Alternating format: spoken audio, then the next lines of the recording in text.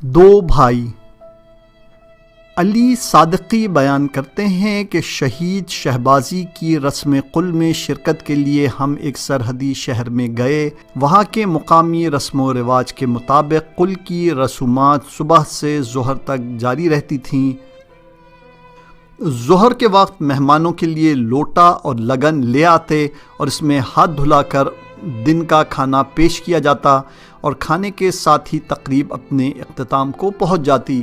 ہم جیسے ہی تقریب میں داخل ہوئے تو دیکھا کہ جواد ایک اہم جگہ پر براجمان ہے اور اس کے ساتھ ابراہیم بھی بیٹھا ہوا ہے۔ میں بھی آگے بڑھ کر ابراہیم کے پاس بیٹھ گیا۔ ابراہیم اور جواد دونوں بہت گہرے دوست تھے اور دو بھائیوں کی طرح سلوک رکھتے تھے۔ ان کے مذاق اور ان کی نوک جھوک بھی کافی دلچسپ ہوتی۔ تقریب جیسی ختم ہوئی تو میزبانوں میں سے دو افراد اٹھے اور پانی کا برتن اور لگن لے آئے۔ وہ سب سے پہلے جواد کے پاس آئے۔ جواد اس تقریب کے آداب کے بارے میں کچھ نہ جانتا تھا۔ ابراہیم نے اس کے کان میں کہا تو وہ تعجب سے اونچی آواز میں کہنے لگا، سچ کہہ رہے ہو؟ ابراہیم نے آرام سے کہا، آہستہ، کچھ بھی نہ کہو۔ اس کے بعد ابراہیم نے میری طرف رخ کیا اور وہ بغیر آواز کے بہت زیادہ ہنس رہا تھا۔ میں نے پوچھا، کیا ہوا ابراہیم؟ نہ ہنسو، بری بات ہے۔ وہ میری طرف منہ کر کے کہنے لگا، میں نے جواد سے کہا ہے کہ جیسے ہی لوٹا تمہارے پاس آئے تو اپنا سر اچھی طرح دھو لینا۔ تھوڑی دیر گزری تو ایسا ہی ہوا۔ جواد نے ہاتھ دھونے کے بعد اپنا سر لوٹے کے نیچے رکھ لیا۔ جواد کے سر اور داڑھی سے پانی ٹپک رہا تھا اور وہ تعجب سے اپنے ارد گرد بیٹھے ہوئے لوگوں کے منہ دیکھے جا رہا تھا۔ میں نے کہا، جواد، یہ تم نے کیا کیا؟ یہ کوئی حمام ہے؟ اس کے بعد میں نے اپنا بسیجی رومال اسے دیا تاکہ وہ اپنا سر خشک کر لے۔ ایک دن اطلاع ملی کہ ابراہیم، جواد اور رضا گودینی چند روزہ مہم ختم کر کے سرحدی چوکی کی طرف واپس آ رہے ہیں۔ ان کی سلامتی کی خبر سن کر ہمیں بہت خوشی ہوئی۔ شہید انداز گو کیمپ کے سامنے سب جمع ہو گئے۔ تھوڑی دیر گزری تو ان کی گاڑی آ کر رکی۔ ابراہیم اور رضا گاڑی سے اترے۔ سب جوان خوشی خوشی ان کے گرد جمع ہو گئے اور گلے ملنے لگے۔ ایک جوان نے پوچھا، آقا ابراہیم اور جواد کہاں ہیں؟ اچانک سبھی خاموش ہو گئے۔ ابراہیم بھی تھوڑی سی دیر خاموش رہنے کے بعد غم و اندوہ سے ڈوبی ہوئی حالت میں بولا، جواد۔ اس کے بعد اس نے آہستہ سے گاڑی کی پچھلی سیٹ کی طرف دیکھا۔ وہاں ایک شخص لیٹا ہوا تھا جس کے اوپر کمبل پڑا تھا۔ سب جوان خاموش ہو گئے۔ ابراہیم نے کہا، جواد، جواد۔ اچانک اس کی آنکھوں سے آنسو جاری ہو گئے۔ کچھ جوانوں کی تو روتے روتے چیخ نکل گئی، جواد، جواد۔ سب گاڑی کے پچھلی سیٹ کی طرف گئے۔ سب رو رہے تھے کہ اچانک جواد کی آنکھ کھل گئی۔ وہ اٹھ کر بیٹھ گیا اور پوچھنے لگا، کیا ہوا، کیا ہوا؟ وہ ہکا بکا اپنے ارد گرد کھڑے جوانوں کی طرف دیکھ رہا تھا۔ سارے جوان اشک آلود چہرے لیے غصے کی حالت میں ابراہیم کی طرف لپکے، مگر وہ وہاں سے ہٹ کر جلدی جلدی عمارت کے اندر داخل ہو چکا تھا۔ پستول۔ 1982 کی بہار کے دن تھے۔ ہم نے اپنا ساز و سامان اکٹھا کیا، اسلحہ جمع کروایا اور جنوب کی طرف چل پڑے۔ جنگی ہیڈ کوارٹر کے حکم کے مطابق طے پایا تھا کہ خوزستان میں ایک بڑا حملہ کیا جائے۔ یہی وجہ تھی کہ سپاہ اور بسیج کی بھاری نفری جنوب کی طرف نقل مکانی کر چکی تھی۔ انداز گوہ گروپ بھی سپاہ گیلان غرب کے جوانوں کے ساتھ جنوب کی طرف جانے پر تیار ہو گیا۔ آخری دنوں میں سپاہ کرمان شاہ کی طرف سے یہ اطلاع دی گئی کہ برادر ابراہیم ہادی نے ایک پستول لیا تھا جو ابھی تک انہیں تحویل میں نہیں دیا گیا۔ ابراہیم نے بہت کہا کہ میرے پاس پستول نہیں ہے، مگر کوئی فائدہ نہیں ہوا۔ میں نے کہا، ابراہیم، شاید تم نے پستول لیا ہو اور واپس دینا بھول گئے ہو۔ اس نے تھوڑی دیر سوچنے کے بعد کہا، اتنا تو مجھے یاد ہے کہ میں نے لیا تھا، مگر اس کے بعد میں نے محمد کو دیا تھا کہ وہ واپس جمع کروا دے۔ بعد میں جب چھان بین کی تو پتہ چلا کہ پستول محمد کے پاس ہی رہ گیا تھا اور اس نے واپس نہیں کیا تھا۔ اوپر سے وہ ایک ہفتے پہلے تہران واپس چلا گیا تھا۔ ہم تہران میں محمد کے پتے پر پہنچے تو معلوم ہوا کہ وہ یہاں سے اپنے گاؤں کی طرف چلا گیا ہے جو اصفہان اور یزد کے راستے میں ہے۔ اسلحہ واپس کرنا ابراہیم کے لیے بہت زیادہ اہمیت کا حامل تھا، اس لیے وہ کہنے لگا کہ آؤ چلو ہم محمد کے گاؤں کی طرف چلتے ہیں۔ رات کے وقت ہم اصفہان کی طرف چل پڑے، وہاں سے محمد کے گاؤں چلے گئے۔ الصباح وہاں پہنچ گئے، موسم تقریباً ٹھنڈا تھا۔ میں نے ابراہیم سے کہا بہت اچھے، اب ہمیں کہاں جانا ہے؟ اس نے کہا خدا وسیلہ ساز ہے، وہ خود ہی ہمارے لیے کوئی راستہ سجھا دے گا۔ ہم گاؤں میں تھوڑے گھومے پھرے، ایک سن رسیدہ خاتون اپنے گھر کی طرف جا رہی تھیں، وہ اس گاؤں میں ہم اجنبیوں کو دیکھ رہی تھیں۔ ابراہیم گاڑی سے اترا اور بلند آواز سے کہا سلام ماں جی۔ خاتون نے بھی اچھے لہجے میں جواب دیا وعلیکم السلام بیٹا، کسے ڈھونڈ رہے ہو؟ ابراہیم نے کہا خالہ جی آپ محمد کوہپائی کو جانتی ہیں؟ انہوں نے پوچھا کون سا محمد؟ ابراہیم نے جواب دیا وہی جو ابھی محاذ سے واپس آیا ہے، اس کی عمر تقریباً 20 سال ہے۔ خاتون ہنس دیں، یہاں آؤ۔ اس کے بعد وہ اپنے گھر میں داخل ہو گئیں۔ ابراہیم نے کہا امیر گاڑی کھڑی کر دو، اس کے بعد ہم چل پڑے۔ خاتون نے ہمیں اندر بلایا، اس کے بعد انہوں نے ناشتہ بنایا اور ہماری اچھی خاصی اور بھگت کی۔ پھر کہنے لگیں تم اسلام کے مجاہد ہو، خوب اچھی طرح سے کھانا کھاؤ تاکہ مضبوط ہو جاؤ۔ اس کے بعد کہنے لگی کہ محمد میرا نواسا ہے اور میرے ہی گھر میں رہتا ہے، لیکن اس وقت وہ شہر گیا ہوا ہے اور رات تک بھی واپس نہیں آئے گا۔ ابراہیم کہنے لگا خالہ جی معاف کر دیجئے، آپ کے اس فرزند نے ایک ایسا کام کر دیا ہے کہ جس کی وجہ سے ہم محاذ سے کھچے کھچے یہاں آنے پر مجبور ہو گئے ہیں۔ انہوں نے تعجب سے پوچھا مگر اس نے کیا کیا ہے؟ ابراہیم نے کہا اس نے مجھ سے پستول لیا اور اس سے پہلے کہ اسے دفتر میں جمع کرواتا اپنے ساتھ لے آیا۔ اب ہمیں کہا گیا ہے کہ ہم پستول کو حتماً لے کر آئیں اور دفتر میں جمع کروائیں۔ وہ کھڑی ہو گئیں اور کہنے لگیں اس لڑکے کو تو خدا ہی سمجھے۔ ابراہیم نے کہا ماں جی اپنے آپ کو تکلیف میں نہ ڈالیں، ہم زیادہ دیر تک آپ کو زحمت نہیں دیں گے۔ خاتون نے کہا یہاں آؤ۔ میں اور ابراہیم ایک کمرے میں چلے گئے۔ خاتون کہنے لگیں اس الماری میں محمد کا سامان پڑا ہے، کچھ دن پہلے میں نے دیکھا تھا کہ وہ ایک چیز لایا اور یہاں رکھ دی، تم خود ہی تالا کھول کر دیکھ لو۔ محمد نے کہا ماں جی بغیر اجازت کسی کا سامان ٹٹولنا اچھی بات نہیں ہے۔ وہ خاتون کہنے لگیں کہ اگر میں کر سکتی تو خود ہی کھول لیتی۔ اس کے بعد وہ جا کر ایک پیچ کس لے آئیں۔ میں نے پیچ کس پھنسا کر جھٹکا دیا تو الماری کا وہ چھوٹا سا تالا کھل گیا۔ الماری کا دروازہ کھلا تو دیکھا کہ سامان کے اوپر پستول ایک سفید کپڑے میں صاف نظر آ رہا ہے۔ ہم نے پستول اٹھایا اور کمرے سے باہر آ گئے۔ خدا حافظ کہتے وقت ابراہیم نے پوچھا ماں جی آپ نے ہم پر اتنا اعتماد کیسے کر لیا؟ خاتون کہنے لگیں اسلام کا سپاہی جھوٹ نہیں بولتا، کیا تم اس نورانی چہرے کے ساتھ جھوٹ بول سکتے ہو؟ ہم وہاں سے چل دیے اور تہران آ گئے۔ اصفہان کے ہائی وے پر جا رہے تھے کہ میری نظر فوجی توپ خانے کے بیرک پر پڑی۔ میں نے کہا ابراہیم تمہیں یاد ہے کہ سرپل ذہاب میں توپ خانے کا ایک کمانڈر تھا جو حملوں میں ہماری بہت مدد کرتا تھا؟ ابراہیم نے پوچھا آغائے مداح کی بات کر رہے ہو؟ میں نے کہا ہاں، اب وہ اصفہان کے توپ خانے کا انچارج ہو گیا ہے، شاید اب بھی یہیں ہو۔ اس نے کہا بہت اچھے، چلو اس سے ملتے ہیں۔ ہم بیرک کے سامنے پہنچ گئے اور اپنی گاڑی کھڑی کر دی۔ ابراہیم اتر کر نگہبانی والے کمرے کی طرف چلا گیا اور کہا سلام، آغائے مداح یہیں ہوتے ہیں؟ نگہبان نے ابراہیم پر نظر ڈالی اور سر سے لے کر پاؤں تک اس کا جائزہ لینے لگا کہ کردی شلوار، لمبی قمیض، سادہ چہرے والا ایک شخص آغائے مداح بیرک کے انچارج کے بارے میں پوچھ رہا ہے۔ میں نے آگے بڑھ کر کہا بھائی ہم آغائے مداح کے دوست ہیں اور محاذ سے آ رہے ہیں، اگر ممکن ہو تو ہم ان سے ملنا چاہتے ہیں۔ نگہبان نے فون ملایا اور ہمارا تعارف کرایا۔ تھوڑی ہی دیر گزری تھی کہ انچارج کے دفتر کی طرف سے کرنل مداح ہمیں آتے نظر آئے۔ کرنل مداح ہمیں دیکھتے ہی ابراہیم سے لپٹ گئے اور اسے بوسے دینے لگے۔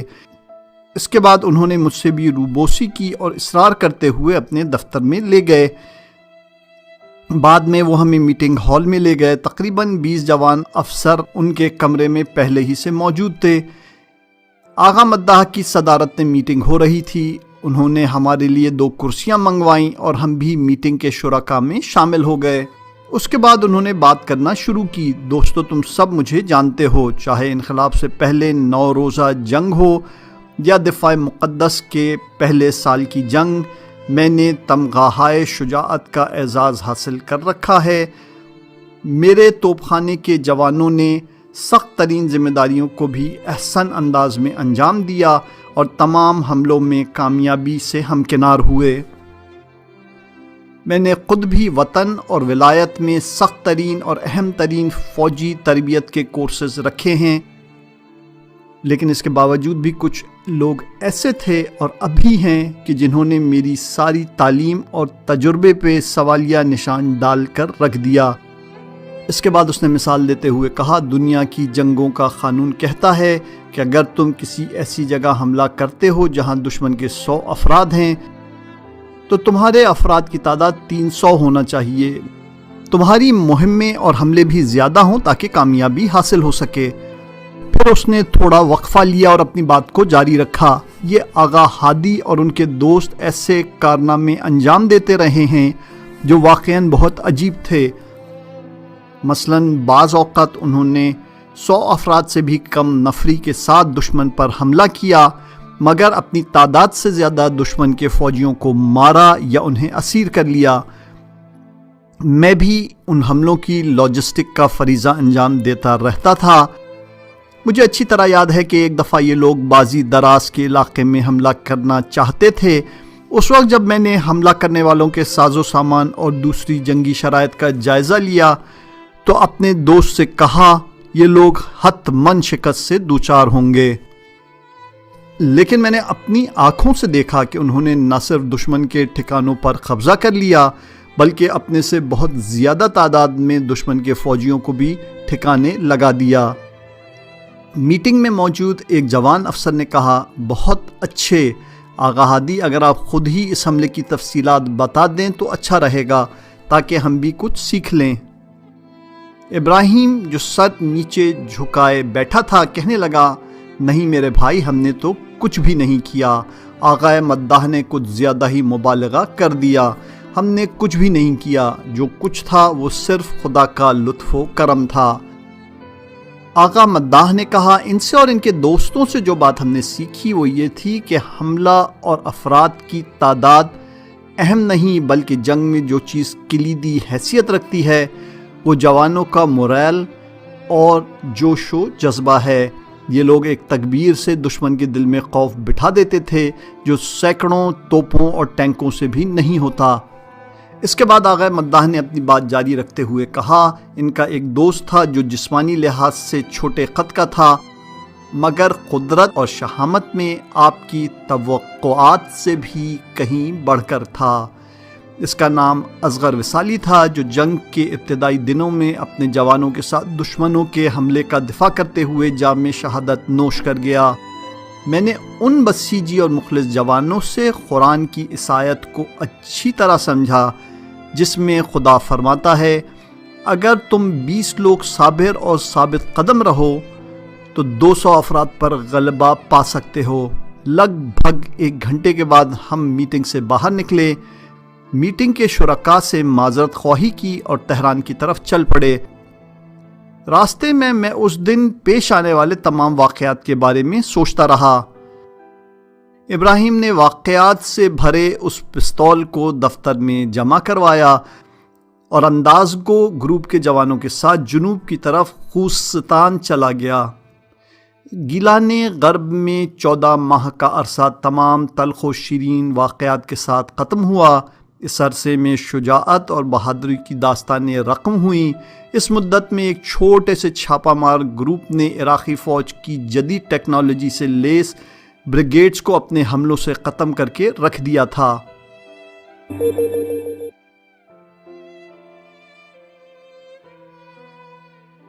فتح مبین۔ شہید کے کچھ دوست بیان کرتے ہیں کہ خوزستان میں سب سے پہلے ہم لوگ شہر شوق میں گئے، جہاں پیغمبر خدا حضرت دانیال علیہ السلام کی قبر مبارک کی زیارت کی۔ وہاں اطلاع ملی کہ تمام رضاکار فوجی جوان جو آج کل بسیجی کے نام سے مشہور ہو چکے ہیں کو مختلف جنگی بٹالینز اور بریگیڈز میں تقسیم کر کے بڑے حملوں کے لیے انہیں آمادہ کیا جائے گا۔ زیارت کے دوران حاج علی فضلی پر ہماری نظر پڑ گئی۔ انہوں نے بھی گرم جوشی سے ہمارا استقبال کیا۔ حاج علی فوجیوں کی تقسیم بندی کے ساتھ ہی ہمیں اپنے ساتھ المہدی اجل اللہ تعالی فرجہ الشریف بریگیڈ لے گئے۔ اس بریگیڈ میں کچھ بٹالینز بسیجی جوانوں کی اور کچھ بٹالینز فوجیوں کی تھیں۔ حاج حسین نے بھی اندازگو گروپ کے جوانوں کو بٹالینز میں تقسیم کیا۔ اندازگو کے اکثر جوانوں نے جاسوسی کی ذمہ داریاں اپنے سر لے لیں۔ کسی بٹالین کے ساتھ رضا گودینی تھا، کسی کے ساتھ جواد اور کسی کے ساتھ ابراہیم۔ فوجیوں کی تیاری کا کام بہت جلد انجام پا گیا۔ سپاہ کے لیے جاسوسی کے فرائض سر انجام دینے والے جوانوں کو اس محاذ پر کام کرتے کئی ماہ ہو چکے تھے۔ دشمنوں کے زیر قبضہ تمام علاقوں کی جاسوسی کا مرحلہ مکمل ہو چکا تھا، حتیٰ کہ عراقی فوج کی بٹالینز اور بریگیڈز کے ٹھکانے تک مشخص ہو چکے تھے۔ 21 مارچ سن 1982 کو یا زہرا سلام اللہ علیہا کے کوڈ ورڈ کے ساتھ مارکہ فتح المبین کا آغاز ہو گیا۔ اس دن سہ پہر کے وقت سپاہ کی طرف سے بٹالینز کے کمانڈرز اور ڈپٹی کمانڈرز کو حملے کے علاقے میں لے جایا گیا اور دور ہی سے اس علاقے میں ہونے والے حملے کی وضاحت کر دی گئی۔ اس حملے کی سب سے بھاری اور سخت ذمہ داری المہدی بریگیڈ کی بٹالینز کے سپرد کی گئی۔ 21 مارچ 1982 کو جیسے ہی مغرب کا وقت نزدیک ہوا تو جوانوں کا جوش اور جذبہ بڑھ گیا۔ نماز کے بعد فوج حرکت میں آ گئی۔ میں ایک لمحے کے لیے بھی ابراہیم سے جدا نہیں ہوتا تھا۔ بالآخر ہماری بٹالین نے بھی حرکت کی، لیکن کسی وجہ سے میں اور ابراہیم پیچھے رہ گئے۔ رات 2:30 بجے ہم بھی چل پڑے۔ رات کی تاریکی میں ہم ایک ایسی جگہ پہنچ گئے جہاں ایک میدان کے وسط میں بٹالین کے جوان بیٹھے ہوئے تھے۔ ابراہیم نے پوچھا، تم لوگ یہاں کیا کر رہے ہو؟ تمہیں تو دشمن کی سرحد پر حملہ کرنا تھا۔ انہوں نے جواب دیا، کمانڈر کا یہی حکم ہے۔ میں اور ابراہیم نے آگے بڑھ کر کمانڈر سے پوچھا، آپ نے جوانوں کو اس میدان میں کیوں ٹھہرا دیا ہے؟ ابھی تھوڑی دیر بعد اجالا ہو جائے گا، یہاں ان کے لیے نہ کوئی جائے پناہ رہ جائے گی اور نہ کوئی مورچہ، یہ مکمل طور پر دشمن کی گولیوں کی زد میں ہیں۔ کمانڈر نے کہا، ہمارے آگے بارودی سرنگوں کا جال بچھا ہوا ہے، ہمارے پاس کوئی بم ڈسپوزل اسکواڈ کا ماہر بھی نہیں ہے۔ میں نے ہیڈ کوارٹر میں فون کیا ہوا ہے، بندہ راستے ہی میں ہے۔ ابراہیم نے کہا، اتنی دیر تک تو ہم انتظار نہیں کر سکتے۔ اس کے بعد اس نے جوانوں کی طرف رخ کر کے کہا، اپنی جان پر کھیل سکنے والے کچھ رضاکار میرے ساتھ آئیں تاکہ ہم راستہ کھول سکیں۔ کچھ جوان اس کی طرف دوڑتے ہوئے آ گئے۔ ابراہیم بارودی سرنگوں سے بھرے میدان میں اتر گیا۔ وہ اپنا پاؤں زمین پر گھسٹتا اور آگے کی طرف بڑھتا جاتا۔ باقی جوان بھی ایسا ہی کر رہے تھے۔ میں ہکا بکا ابراہیم کو دیکھ رہا تھا۔ میرا سانس سینے میں اٹک کر رہ گیا۔ میں بٹالین کے جوانوں کے ساتھ کھڑا اور وہ بارودی سرنگوں والے میدان میں۔ میرے چہرے کا رنگ اڑا ہوا تھا۔ میں ہر لحظے سرنگ پھٹنے اور ابراہیم کی شہادت کا منتظر تھا۔ یہ لمحات بہت مشکل سے گزر رہے تھے، لیکن وہ میدان کو عبور کر کے اس پار پہنچ چکے تھے۔ خدا کا شکر کہ اس راستے میں کوئی سرنگ نہ پھٹ سکی۔ اس رات بارودی سرنگوں سے بھرے اس میدان کو عبور کرنے کے بعد ہم نے دشمن کے مورچوں پر حملے کر کے ان کے ٹھکانوں پر قبضہ کر لیا، لیکن ہم اس سے زیادہ آگے نہ بڑھے۔ صبح کے نزدیک ابراہیم کے پہلو میں ایک گولی آن لگی جس سے وہ زخمی ہو گیا۔ ہمارے جوانوں سے جلدی سے اٹھا کر پیچھے لے آئے۔ جب صبح ہو چکی تو طے پایا کہ ابراہیم کو جہاز کے ذریعے کسی شہر منتقل کر دیا جائے، لیکن وہ ضد کر کے جہاز سے اتر آیا۔ ڈسپنسری میں زخم کو ٹاکے لگوانے اور پٹی بندھوانے کے بعد وہ دوبارہ سرحد پر آ گیا اور جوانوں کے ساتھ شامل ہو گیا۔ پہلی رات کے حملے میں ہماری بٹالین کے کمانڈرز اور ڈپٹی کمانڈرز بھی زخمی ہو گئے، جس کی وجہ سے علی موحد ہماری بٹالین کے کمانڈر مقرر کیے گئے۔ اسی روز کچھ افسران کی میٹنگ ہوئی جس میں محسن بھی شامل تھے۔ حملے کے اگلے مرحلے کی منصوبہ بندی افسران کی گوش گزار کی گئی۔ اس مرحلے میں سب سے اہم کام دشمن کے بھاری توپ خانے پر قبضہ اور پل کو عبور کرنا تھا۔ سپاہ کے جاسوس جوان کافی دن تک اس منصوبہ بندی میں مصروف رہے۔ اگلے مراحل میں کامیابی کا انحصار اس مرحلے کی کامیابی پر تھا۔ اگلی رات پھر فوجی جوان حرکت میں آ گئے اور چل پڑے۔ بم ڈسپوزل اسکواڈ باقی جوانوں سے آگے آگے چل رہا تھا۔ اس کے پیچھے علی موحد، ابراہیم اور باقی جوان تھے۔ ہم لوگ کافی دیر تک چلتے رہے مگر دشمن کے مورچوں اور توپ خانوں تک نہ پہنچ سکے۔ 6 کلومیٹر چلنے کے بعد تھکاوٹ سے چور ہو کر ایک میدان میں جا کر بیٹھ گئے۔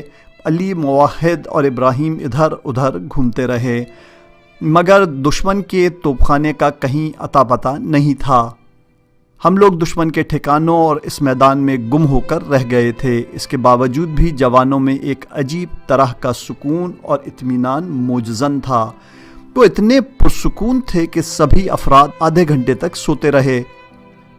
بعد میں ابراہیم نے رسالہ پیام انقلاب شمارہ مارچ 1982 کو انٹرویو دیتے ہوئے بتایا تھا، اس رات ہم نے آس پاس بہت تلاش کیا مگر صحرا کے علاوہ کوئی چیز ہمیں نظر نہیں آئی، لہٰذا ہم وہیں سجدے میں پڑ گئے اور کچھ منٹ تک اسی حالت میں پڑے رہے۔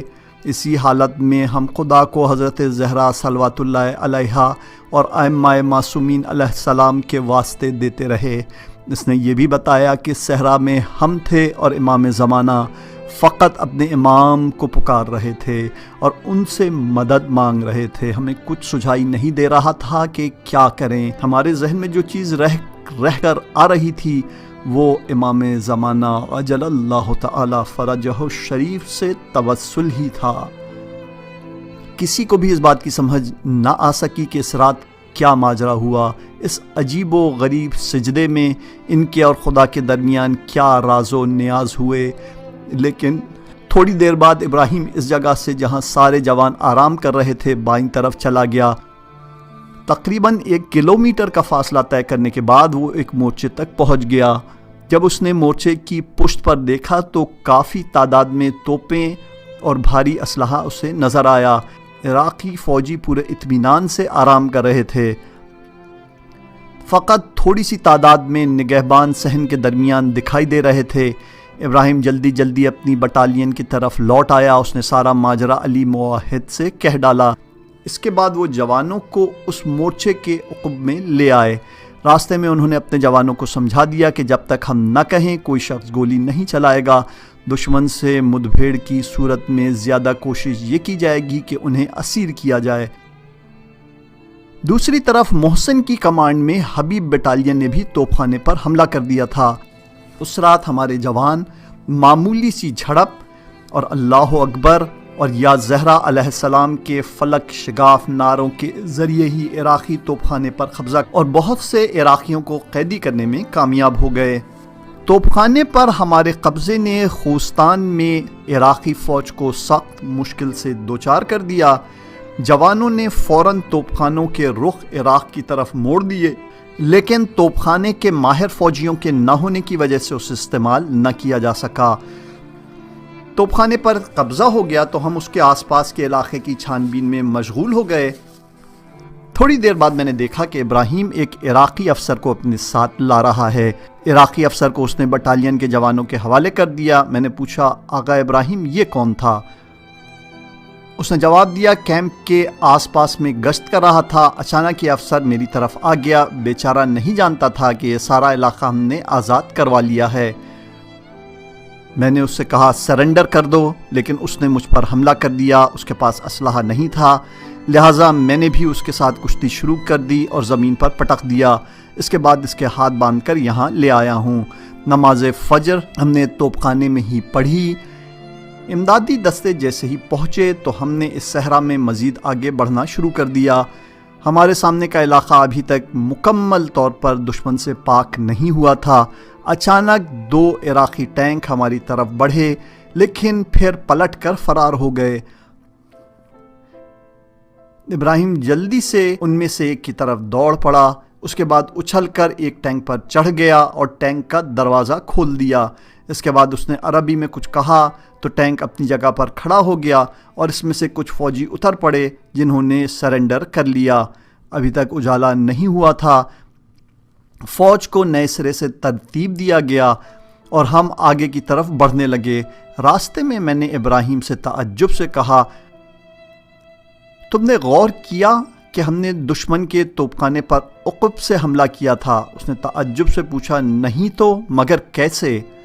میں نے کہا، دشمن بھاری تعداد میں اپنے سپاہیوں کے ساتھ توپخانے کے اگلے حصے میں ہمارا انتظار کرتا رہا، مگر خدا کو یہی منظور تھا کہ ہم ایک اور راستے سے آئے اور توپخانے کے عقب میں پہنچ گئے۔ یہی وجہ تھی کہ اتنے اسیر اور مال غنیمت ہمارے ہاتھ لگ گیا۔ دوسری طرف دشمن رات کے 2 بجے تک مکمل طور پر تیار تھا، لیکن اس کے بعد اس کے سپاہی آرام کرنے لگے اور ہم نے ان پر حملہ کر دیا۔ ہم نے دوبارہ عراقی قیدیوں کو جمع کیا اور انہیں کچھ جوانوں کی نگرانی میں پیچھے بھیج دیا۔ باقی فوجیوں کو لے کر ہم اس حملے کے آخری مرحلے کو اپنے اختتام تک پہنچانے کے لیے مزید آگے بڑھ گئے۔